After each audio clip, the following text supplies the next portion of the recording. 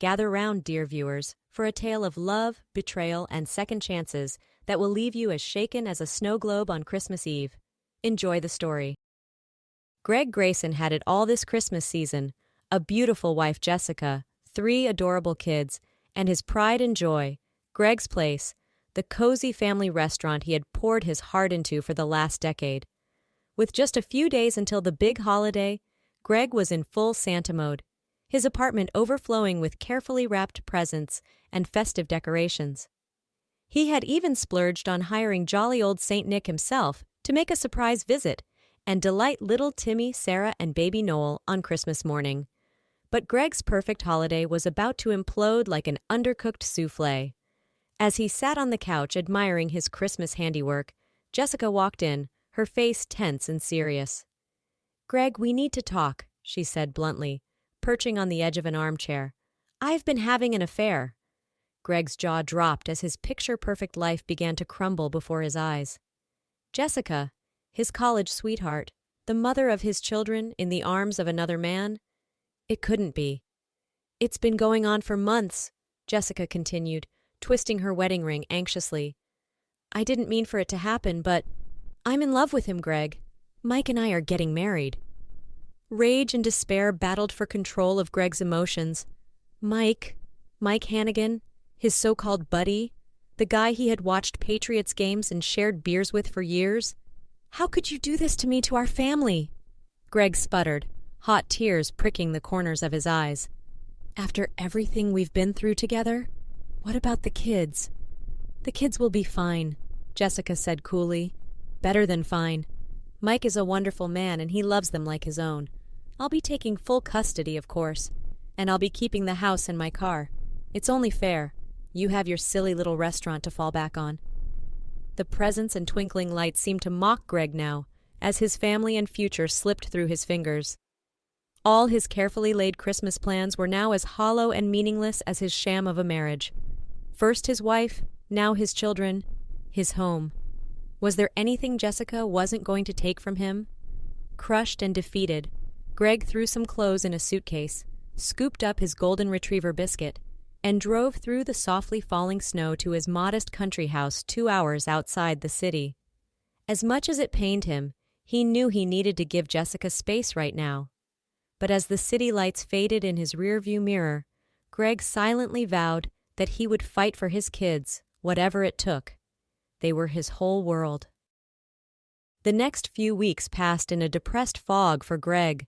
Between crashing on the lumpy couch at his rustic cottage and occasionally catching a few restless hours on the worn leather banquette at Greg's Place, he felt anchorless, cast adrift.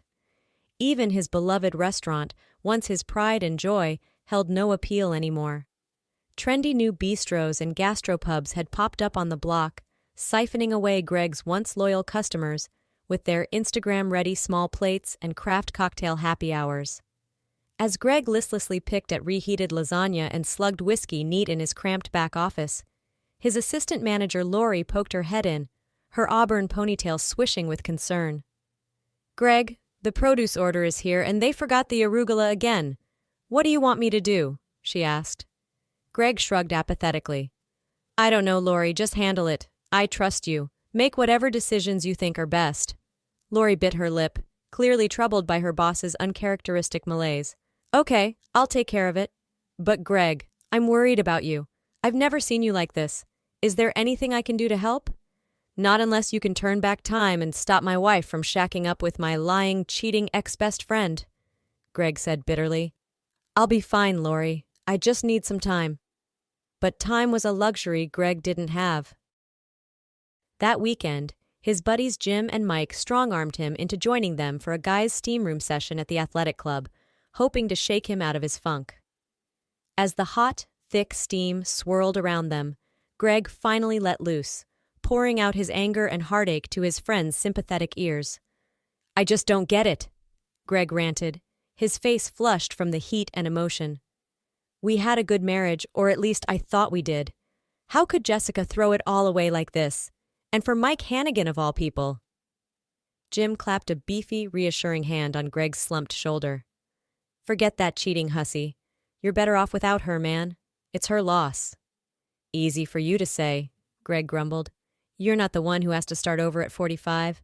I'm gonna be one of those sad old divorced guys who eats microwave dinners alone every night and tries too hard to impress the hot young bartender. Nah, a good-looking guy like you? You'll have the ladies lining up in no time, Mike said. But hey, speaking of hot young things, what's the deal with that smoke show assistant manager of yours? Lori, right? Don't tell me you haven't noticed what a babe she is. Hey now, she's my employee, Greg protested. I can't be thinking of her that way. It wouldn't be right. Mike rolled his eyes. Always such a Boy Scout, Greggy. I'm just saying, she seems super into you. And honestly, with the way you've been moping around lately, she's probably the only thing keeping that joint of yours afloat. Jim chuckled. Yeah, no offense, man, but with how checked out you've been, I bet even the dishwasher could run Greg's place better than you right now. A light bulb went off in Mike's head. Dude, that's it. I've got an idea for how we can snap you out of your misery and save your floundering restaurant at the same time. Let's make a little bet. If your dishwasher can't turn $1 million profit in the next month, you have to sell Greg's place. Walk away and start fresh, no looking back. Greg's stomach churned at the thought of selling his restaurant, his life's work. But his fighting spirit had been so beaten down by Jessica's betrayal, part of him wondered if his friends were right. Maybe it was time to cut his losses and move on. $1 million in a month? No way, Greg said. You're on. The next day, Greg called an all-staff meeting at the restaurant. His motley crew of servers, cooks, and bussers looked nervous as they gathered around, bracing for bad news. I know there have been some rumors flying around about the future of Greg's place, he began solemnly. And the truth is, I haven't been at my best lately. I've been dealing with some personal issues that have taken me away from what really matters, this restaurant and all of you. Fortunately, I have a solution, he continued. I'm going to be taking a much-needed vacation to clear my head and get back on track. And while I'm gone, I'm leaving Gina in charge.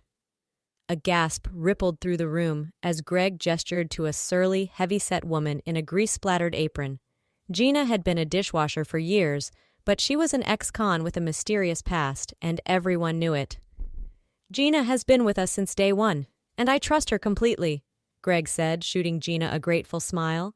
She knows the ins and outs of this place better than anyone. I have total faith that she'll keep the ship running smoothly in my absence.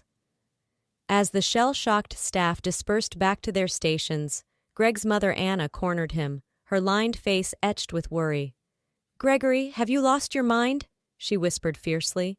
Leaving a convicted criminal in charge of your restaurant? Think of the liability. Ma, you're always telling me I need to see the best in people, Greg said calmly. Gina did her time, and she's been nothing but reliable ever since. She deserves a second chance. Anna pursed her lips. I just hope you know what you're doing, son. Greg hoped so too. As Greg finished packing his suitcase for his impromptu island getaway, a soft knock sounded at the door of his office. Lori poked her head in, a hesitant smile on her face. Hey, boss. Just wanted to let you know that everything's all set for your trip, she said. Gina's got the kitchen under control, the supply orders are in, and I'll make sure the front of house runs like clockwork. You just focus on relaxing and recharging, okay?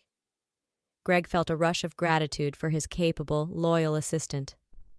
Lori, I can't thank you enough for holding down the fort while I'm gone, he said. I know I haven't been the easiest person to work for lately, but I really appreciate your support. I don't know what I'd do without you. Lori ducked her head shyly, a pretty blush coloring her cheeks. Oh, it's nothing, she demurred. You've been going through a tough time. I'm just happy I can help take some of the load off. An idea suddenly occurred to Greg. Hey, why don't you come with me? He blurted out. Lord knows you could use a break too, after putting up with my sorry ass these past few weeks. I could really use a friendly face around. Lori's eyes widened in surprise. Oh, wow, Greg, that's so sweet of you to offer, she stammered. But are you sure? I wouldn't want to impose. I insist, Greg said firmly. Consider it a bonus for being such a rock star. Now go home and pack a bag. Our flight leaves in 3 hours. As Greg watched Lori scurry off with an excited grin, he felt lighter than he had in weeks. Maybe this vacation was exactly what he needed to shake off the funk of his divorce and rediscover his zest for life. And having Lori by his side certainly didn't hurt. The girl was a knockout, with her flowing auburn hair, sparkling green eyes, and killer curves. Greg had always kept things strictly professional between them, but he'd be lying if he said he'd never noticed how attractive she was. Was it so wrong to want a little companionship after the hell he'd been through? Greg and Lori's island adventure was like something out of a rom-com montage. They sipped frozen margaritas on the white sand beach, snorkeled in the crystal-clear turquoise waters, and watched the sun sink into the ocean every evening, painting the sky in brilliant streaks of orange and pink. Removed from the stress and heartache of his everyday life, Greg felt the knots of tension loosening from his shoulders. And as he and Lori talked and laughed together over candlelit dinners and moonlit strolls, he began to see her in a whole new light. Lori was whip-smart, with a wicked sense of humor that had Greg in stitches. And beneath her bubbly exterior, she had a depth and sensitivity that surprised him. As they swapped stories about their pasts and dreams for the future, Greg realized how much they had in common. Like him, Lori was passionate about food and hospitality, with a drive to succeed that had propelled her from a small-town diner to the big city.